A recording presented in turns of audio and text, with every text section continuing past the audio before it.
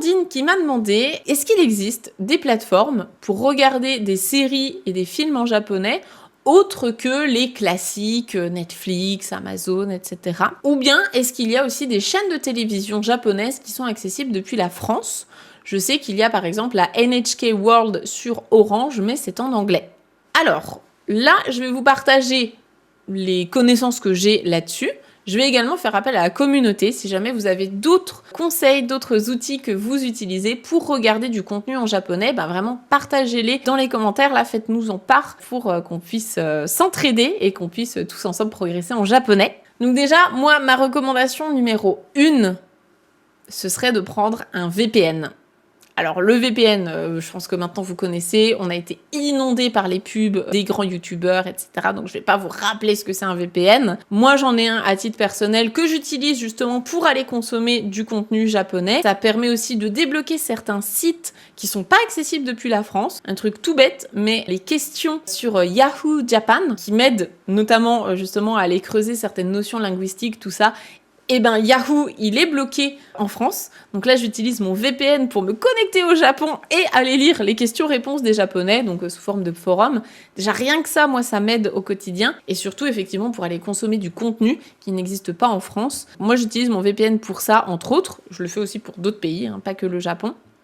Donc ça, c'est assez cool. Il y a Chris, de nos élèves, là, qui dit qu'il y a certains navigateurs qui en ont intégré, comme par exemple Opera, qui ont un VPN intégré. Ok, je ne savais pas.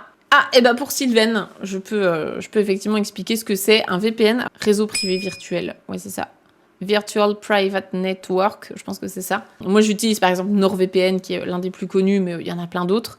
Et j'ai pas d'affiliation particulière avec eux, bien sûr. Donc, c'est un réseau privé virtuel qui te permet de protéger tes données quand tu te connectes et surtout de pouvoir aller dire, en fait, connecte-moi comme si j'étais au Japon. Et du coup, ça te donne accès à tout l'internet japonais qui peut être bloqué dans d'autres pays. Et sinon, la chaîne DSTV, elle est disponible sur certaines box. Donc là, nous, ce qu'on a comme information à ce sujet, c'est que sur la SFR Box, c'est le canal numéro 937. Sur la Redbox, donc de SFR aussi, c'est pareil, le canal 937. Voilà, donc si tu as une box SFR, une box internet SFR, peut-être que tu auras accès à ça. Elle est marquée comme étant indisponible chez Bouygues Télécom, la Livebox d'Orange, la Freebox, Soch et Canal+, mais apparemment SFR la propose. Donc déjà ça, peut-être que déjà c'est des premières pistes.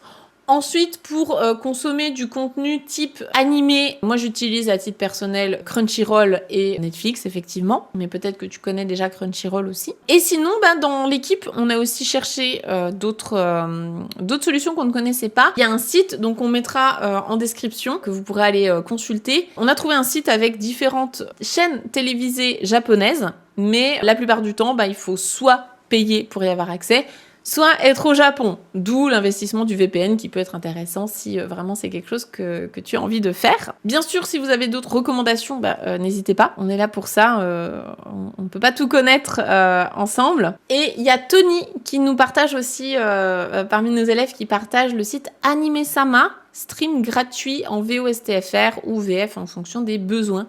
Ok. Eh bien, très bien. Si jamais vous avez d'autres recos, partagez-les juste en dessous. Comme ça, on aura de quoi faire. Et puis sinon, tu trouves aussi pas mal d'anciennes émissions japonaises, des émissions de télé japonaises, gratuitement accessibles sur YouTube. Il y en a aussi. Donc, tu peux aller fouiller en fonction de tes envies. Voilà, de ce que tu cherches comme type d'émission. Il y a pas mal de choses.